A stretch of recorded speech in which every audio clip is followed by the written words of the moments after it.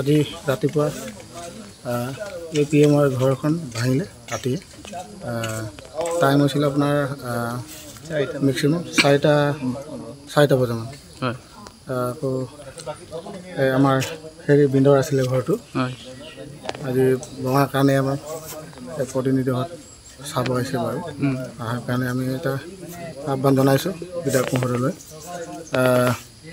যাতে এই ঘৰখন অলপ চাই দিয়ক আৰু বনাবলৈ অলপ সুবিধা এটা কিবা কৰি দিয়ক। আৰু ঘৰখন নিজে বনাই আছিলে নে চৰকাৰী ঘৰ আছিল? না, চৰকাৰী ঘৰ আছিল। স্থানীয় বিধায়কক কি ক'ব? তাকে আমি এটা আহ্বান জনাইছোঁ, ঘৰখন অলপ বনাই দিয়ক। আজি ৰাতিপুৱা এই PM-ৰ ঘৰখন ভাঙিলে ৰাতিয়ে। টাইম হৈছিল আপোনাৰ মেক্সিমাম 4টা বজামান।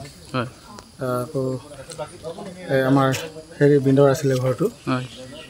আজি ভঙাৰ কাৰণে আমাৰ প্ৰতিনিধিহঁত চাব আহিছে বাৰু। অহাৰ কাৰণে আমি এটা আহ্বান জনাইছোঁ বিধায়ক মহোদয়লৈ,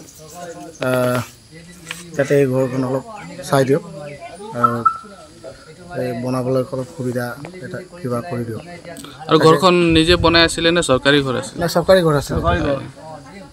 স্থানীয় বিধায়কক কি ক'ব?